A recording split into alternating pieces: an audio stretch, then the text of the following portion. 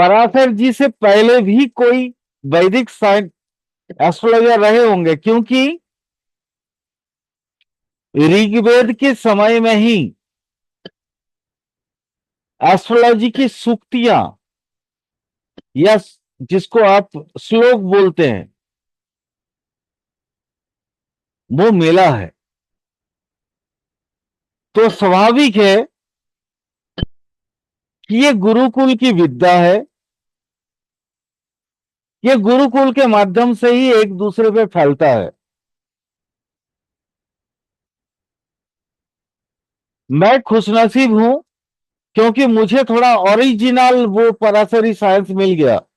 मैं ये marriage matching इसलिए मैं पढ़ाना चाह रहा हूं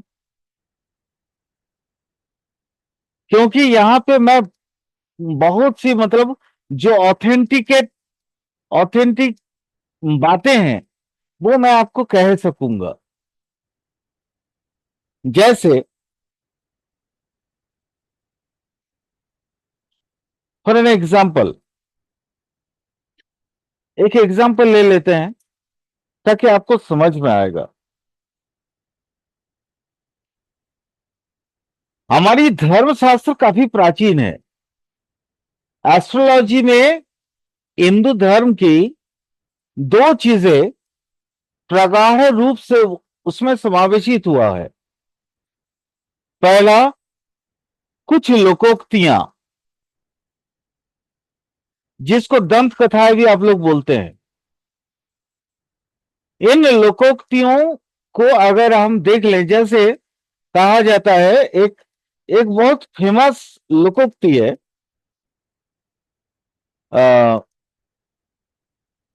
पुरुष के भाग्य जन, पुरुष के भाग्य से जन और स्त्री के भाग्य से धन। ये काफी फेमस लोकोक्ति है।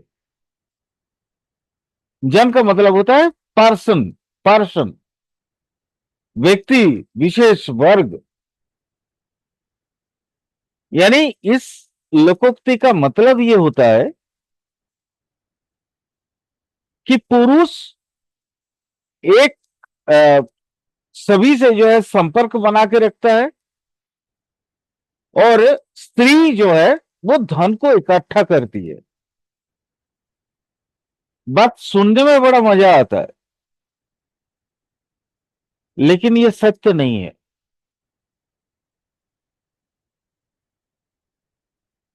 ये कतई सत्य नहीं है। इस तरह का बहुत सारा लोकोक्तियां हमारी विवाह मिलन विचार के अंतर्गत आ चुका है। और ये खास करके मध्यकालीन जब सभ्यता थी भारतवर्ष का, उस समय ये सारी चीजें उसके अंदर समाहित हो चुकी है। बट अगर ओरिजिनल एस्ट्रोलॉजी को देखें तो ये ओरिजिनल एस्ट्रोलॉजी में ऐसी कोई प्रावधान है ही नहीं, ऐसी कोई चीज ही नहीं है। मैं आज आप लोगों को वो प्रमाणित भी कर दूंगा। एक एक क्या बोलते हैं वो, समय के सापेक्ष को मानकर,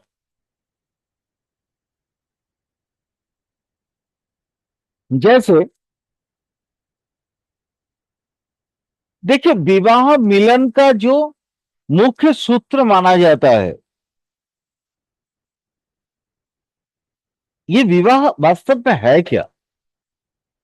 देखिए विवाह अष्ट प्रकार के हैं। मैं उनके डिटेल्स में अभी नहीं जाना चाह रहा हूं। अगर आप लोग चाहें तो मैं उसके डिटेल दे सकता हूं, क्लासेस बढ़ जाएंगे, है ना। एक एक अगर मैं विवाह मतलब विवाह के प्रकार, शादी के प्रकार अगर आप लोगों को पढ़ाऊं तो 2 या 3 क्लासेस लगेंगे, क्योंकि ये अष्टम प्रकार के हैं। जो ब्राह्मण्य विवाह, गांधर्व विवाह इत्यादि। ठीक है, अगर आप में से कोई इंटरेस्टेड होंगे और ग्रुप में मैसेज कर देना, मैं पढ़ाऊंगा, मुझे पढ़ाने में कोई आपत्ति नहीं है ना। एक्चुअली वैदिक मैंने बोला था 4.5 साल का कोर्स, मैं कोशिश कर रहा हूं 1 साल के अंदर अंदर खत्म करने का। तो आप समझ रहे हो कि मैं उसको संक्षेप करने की कोशिश कर रहा हूं, प्रचेष्टा कर रहा हूं, उसकी चेष्टा कर रहा हूं। वास्तव में विवाह है क्या? विवाह यह है कि मतलब एक पति और एक पत्नी आपस में इस तरह का एक आत्मिक बंधन में आबद्ध होते हैं जहां उनको एक दूसरे के ख्याल रखते हुए उनके वंश की आगे बढ़ाने की परिकल्पना उनके अंदर होते हैं।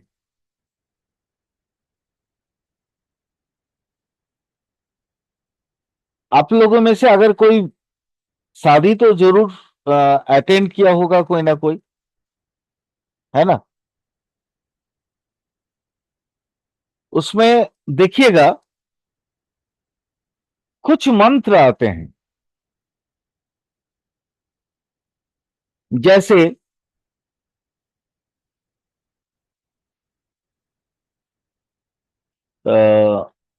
यदस्य हृदय मम तदस्य हृदय तव, इत्यादि इत्यादि। लेकिन उससे सबसे बड़ा जो मंत्र आता है, समझंतु विश्व देवा समापो हृदयाणी नो, ये वास्तव में है क्या? यहां मैं दो चीजों पे आप लोगों की थोड़ा, आप लोगों की जो ये है, क्या बोलते हैं हम, संज्ञा में वो आग्रह करूंगा कि आप थोड़ी सी ध्यान से सुने,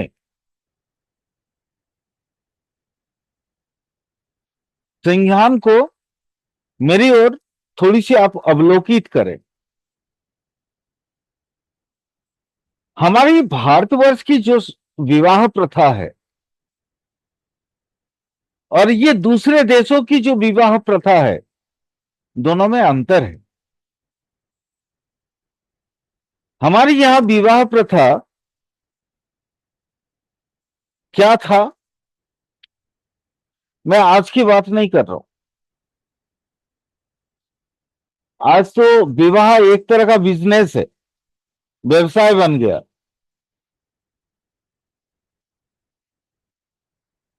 वो कभी स्त्री के लिए व्यवसाय है तो कभी पुरुष के लिए व्यवसाय है। ये शायद हमारी मॉरल जो कैरेक्टर है उसकी अवनति का फल है। हम अब पहले वाले भारतवासी नहीं रहे।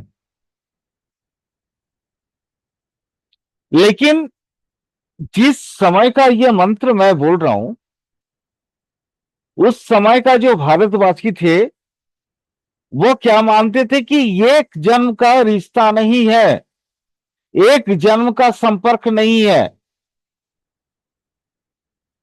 ये 7 जन्म का संपर्क है। मतलब एक दूसरे पे इतनी,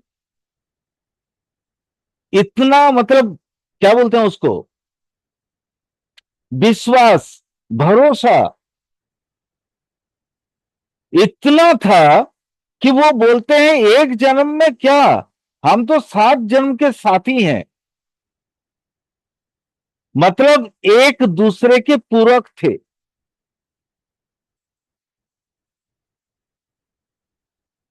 और अभी क्या हुआ,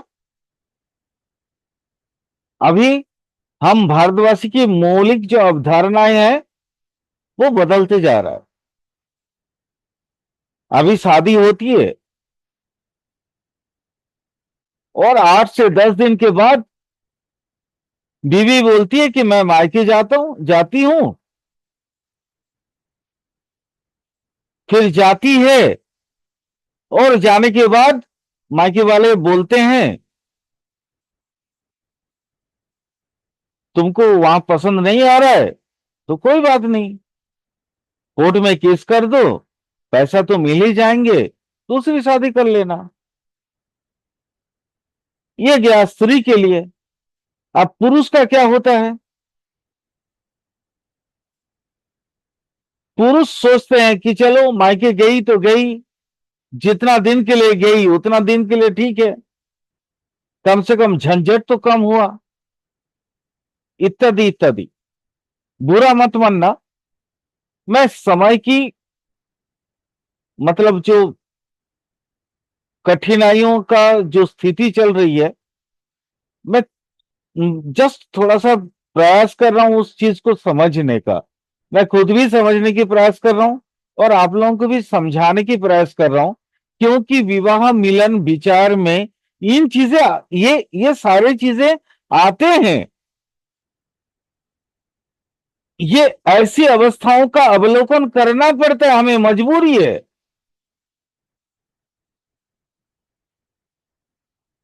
और आप लोगों ने मैक्सिमम समय में देखा होगा कि हम जो है जन्म कुंडली देख के अगर शादी करवाते हैं फिर भी शादी टिकता नहीं है, कुछ ना कुछ प्रॉब्लम होता ही है। कोई एस्ट्रोलॉजर आते हैं और देखते हैं, हाँ हाँ राज्योटक है, अष्टकूट 10 कूट काफी अच्छा है, लेकिन क्या वो सही में अच्छे हैं? ये विवाह मिलन विचार का मतलब एक एक तरीके से आजकल का आप सॉफ्टवेयर भी देख लो, सेम चीजें हैं, एक ही है। तो हम गलती कहां कर रहे हैं? क्या हम देख रहे हैं गुण 36 गुण में से सब 35 गुण मिल जा रहा है, 36 गुण में 36 गुण मिल गया, फिर भी देखा गया कि अगला 3 महीना या 1 साल 2 साल के बाद लड़की चली जाती है अपने मायके और वहां जाके सबसे पहले वो 498 का केस करती है।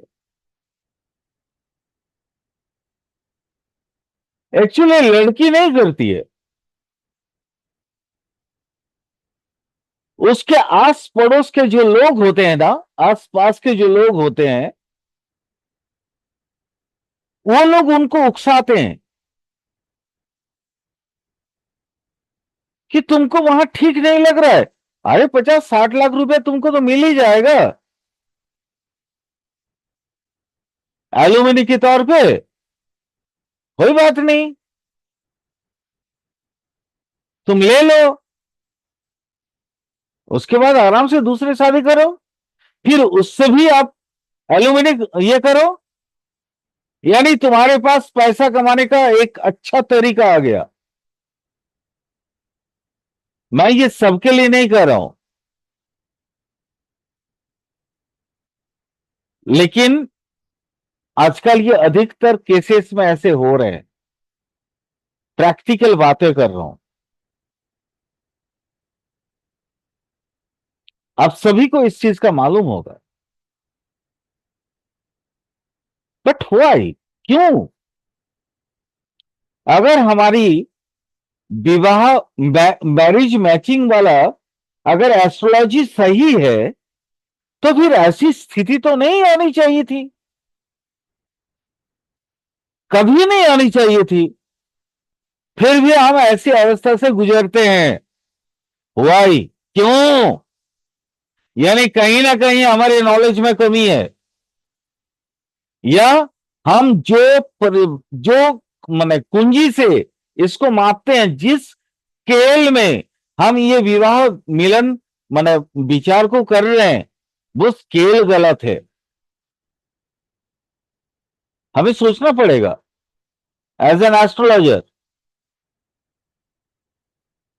एक ज्योतिष के नाते हमें सोचना पड़ेगा कि मैंने वो जो विवाह मिलन ये जो मैंने देखा था कि 36 के 36 गुण मिल रहे हैं और अगला 2 साल के बाद लड़की पक्ष और लड़का पक्ष दोनों मेरे को गाली दे रहे हैं।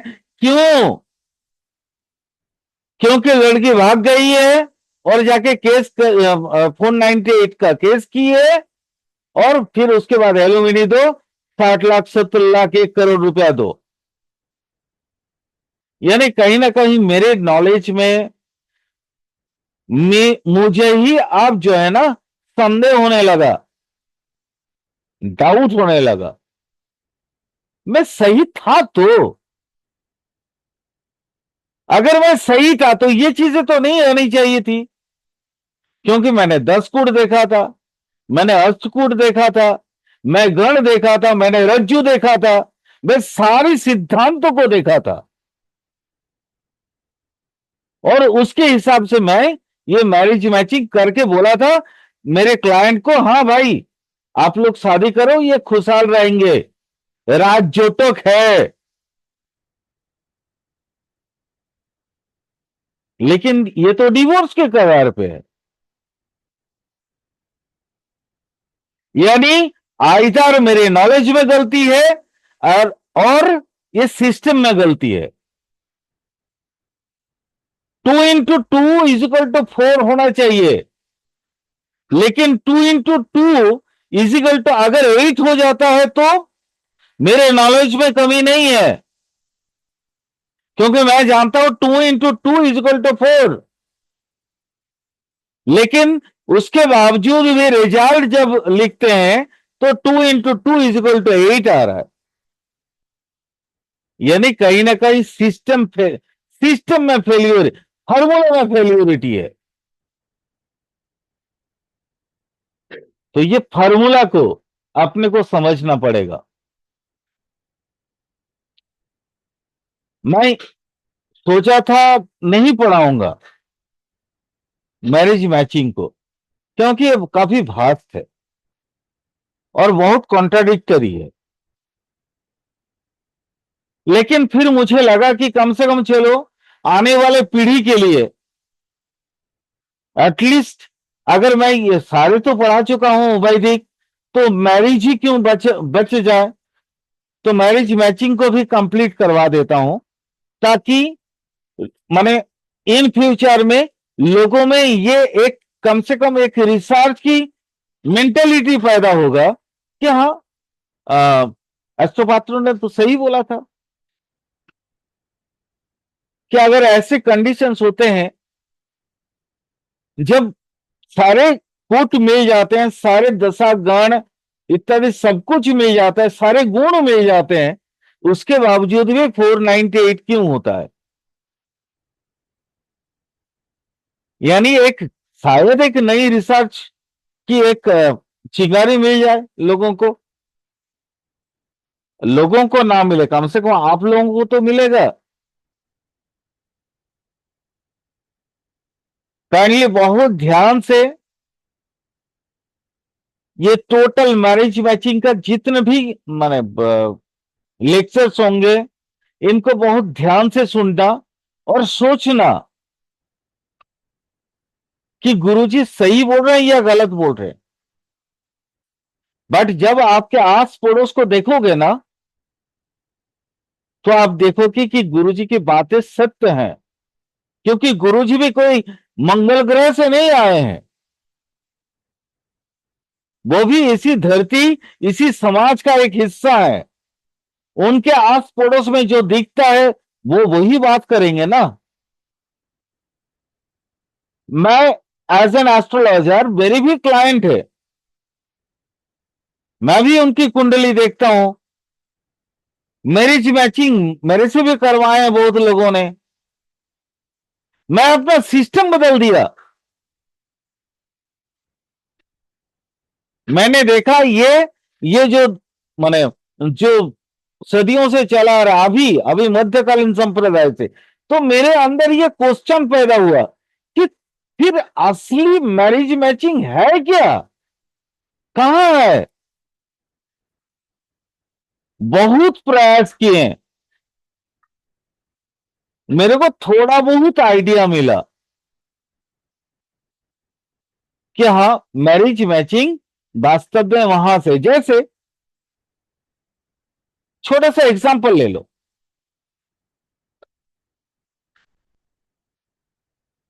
बरामीर, पराशर जी, जैमिनी, इन लोगों के नाम आप लोगों ने सुना है। मैं आपको दावे के साथ कह सकता हूं,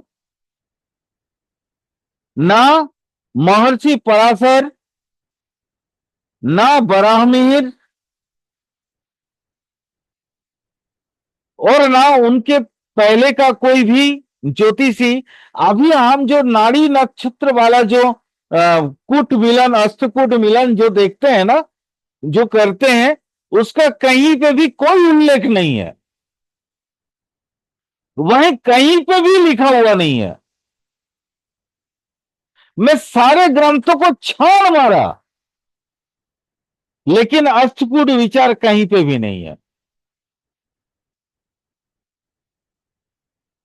उससे पहले भी और बराहमीर के बाद भी बहुत हद तक इसको नहीं मिला। ये मध्यकालीन जब एस्ट्रोलॉजी अपने को मिला, वहां से ये अष्टकूट वाला सिद्धांत धीरे धीरे धीरे धीरे अपने को मिलने लगा। लेकिन जब अष्टकूट सिद्धांत सही अगर है, तो भाई फिर तो हम, अगर अष्टकूट का मिलान अगर सही है, तो फिर तो हस्बैंड वाइफ में किसी तरह की कोई झगड़ा तो नहीं होना चाहिए ना, कोई डिवोर्स केस तो नहीं होना चाहिए ना। लेकिन आज तो देख रहे हैं ना, हो रहा। इसलिए अब मैं एक नई सिद्धांत पे काम करना स्टार्ट कर दिया कि ये कूट वूट कुछ नहीं होता है, गड़बड़ कुछ नहीं होता। अच्छा छोड़ो, वो एक और एक एग्जांपल लेते हैं। नर राक्षस गण में शादी अच्छी नहीं होती, ये वेल नोन एक फ्रेज है। राक्षस और देवगण, राक्षसगण और देवगण शादी अच्छी नहीं चलती, ये वेल नोन फ्रेज है। ऐसा कोई एस्ट्रोलॉजर नहीं है जो इन वाक्यों से परिचित नहीं है। लेकिन मैं आपको बताता हूं, from my heart, from my bottom of heart, माने मैं एकदम बिल्कुल सचेतन और काफी मतलब प्रयास के बाद बोल रहा हूं, ये वाक्य गलत है। देवगण और नरगण, या देवगण राक्षसगण, या नरगण राक्षसगण में शादी अच्छी चल सकती है। लेकिन विचार, मैरिज मैचिंग में तो गण विचार आता ही है, कौन सी किस गण का है। राक्षस गण के साथ देवगण का पटरी नहीं पड़ता। मैं आपको बताता हूं, बिल्कुल पटरी पड़ता है, बशर्ते उनकी जो जन्मकालीन कुंडली के ग्रहों की स्थिति अगर प्रॉपर हो तो। यानी ये एक सरासर झूठी वाक्य है। यहां क्या है ना, वो शॉर्टकट किया गया है चीजों को, और शॉर्टकट करते करते करते करते लोगों ने पढ़ा ही नहीं, ये नहीं, और बस चलते चलते ना चीजों का मतलब ही गलत निकल गया। जैसे पहले महाजन जो शब्द था, उसका क्या मीनिंग था? महत व्यक्ति, जो समाज को नई दिशा देते हैं। और आज महाजन का क्या मीनिंग हो गया है ना? जो तगादा करने के लिए आता है, आपके दरवाजे पे खड़े होकर तगादा करने के लिए आता है, उसको कहते हैं महाजन, जिससे आपने उधार ले रखा है। ये एस्ट्रोलॉजी में भी सेम चीज हुई है, एकदम एक जैसा।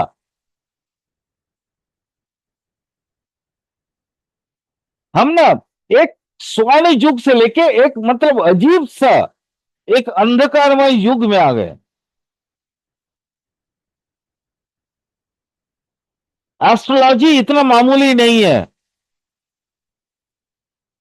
कि वहां अगर कोई विचार की जाए और वो विचार आपके सही हो, फिर बाद में वो गलत नहीं हो सकता है। आपने विचार एक बार कर दिया मतलब कर दिया, क्योंकि वो चेंज नहीं हो सकता है। Destiny can not be changed. भाग्य बदलता नहीं है। आप चाहे लाख प्रयास करो, आप अपने दीवार पे सर फोड़ दो, फिर वो भाग्य नहीं बदलेगा। जो है वो है। एक एस्ट्रोलॉजर का काम इतना होता है कि वो सही वक्त को सही व्यक्ति के लिए पहुंचा दे और सही वक्त को उसको बता दे, ताकि वो प्रयास करके अपने जीवन को एक कुशल जीवन और एक अच्छी जीवन में पहुंचा पाए, जहां कम प्रयास में वो अधिक कमा पाए।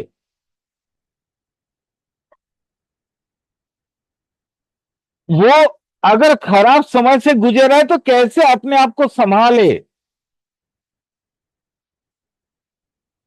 अगर अच्छे वक्त से गुजरे तो और कितना प्रयास करे, ताकि उसके माने जीवन की कुंजी और बेहतर हो जाए और अच्छे हो जाए, उसकी रोजगार बढ़ जाए, उसके यश, नाम, फेम, नेम एंड फेम, हर चीज बढ़ जाए।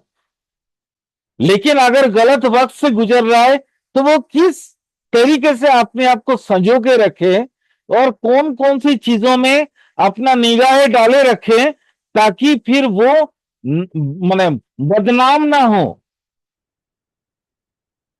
ये एस्ट्रोलॉजर का काम है। एस्ट्रोलॉजर करोड़पति नहीं बना सकता। एस्ट्रोलॉजर डूबी हुई सूरज को उगा नहीं सकता है, और एक टूटी हुई शादी की जो माने संपर्क है, संबंध है, उसको बचा नहीं सकता है। हाँ, प्रयास जरूर कर सकता है, कॉन्विंस कर सकता है। कभी कभी पॉजिटिव पॉजिटिव थिंकिंग काम आते हैं। अगर कोई एस्ट्रोलॉजर एक टूटी जोड़ी को अगर अच्छी जोड़ी में कन्वर्ट कर दें, वो तो भगवान है मेरे नजर में। मैं उसको फिर ज्योतिषी नहीं बोलूंगा, वो बोलूंगा ज्योतिष। ज्योतिषी नहीं, ज्योतिष। मतलब ज्योति जिसका इष्ट साधन है, वो व्यक्ति अपने आप को खपाया है धर्माचरण करके, आध्यात्मिक दुनिया में पहुंचा के खुद को। ये कोई साधारण या मामूली बात है नहीं।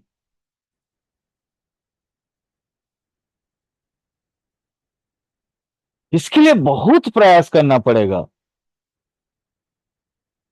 हम जैसे आम तबके के लोग, आम वर्ग के लोग कितना कुछ कर सकते हैं। हाँ, बशर्ते हम तो उतना तो समझ सकते हैं ना, कौन सा असली थ्योरी है, वो कौन सा फेक थ्योरी है। तो असली और नकली थ्योरी को बीच आपको ना एक एक एक थीन बैरियर दिखेगा, एक बिल्कुल हल्का बारीक सा पर्दा। एग्जाम्पल ले लो, घी अच्छा है, घी अच्छा है, यहां थीन बारीक ये है। अब घी को कैसे पहचानोगे? आजकल नकली घी भी तो आ रहे हैं, और देसी घी भी मिलता ही है मार्केट में। तो घी अच्छा है ये खाली सुन के आपको नहीं रहना है, आपको ये घी की पहचान भी करना पड़ेगा कि कौन सा असली है और कौन सा नकली है। वैसे ही हमारी ये जो एस्ट्रोलॉजी का जितने सूत्र चल रहे हैं, जितने फॉर्मूले चल रहे हैं, जितने हाइपोथेसिस डोगमे चल रहे हैं, यहां पे भी अपने को ये अपना बुद्धि, विवेक, विचार बुद्धि लगा के ये समझना पड़ेगा कौन सा इसमें से सच है और कौन सा फेक है।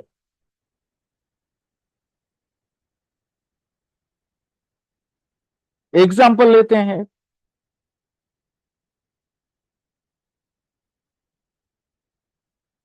नाड़ी नक्षत्र का जो कूट विचार होता है वो हम कहां से देखते हैं? दंपति के एक दूसरे की जन्म जन्म की कंडीशन से, जिनको यूं हम कह सकते हैं कि भाग्यफल का विचार।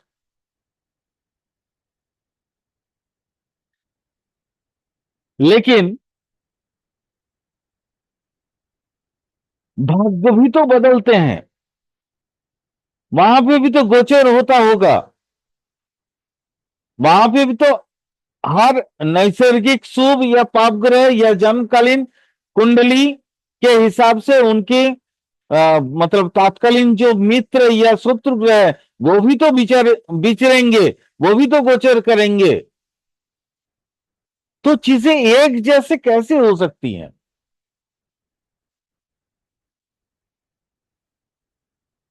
स्नैपशॉट का जो रिजल्ट है मैं मानता हूं वो नहीं बदलेगा, लेकिन गोचर तो बदलते हैं ना।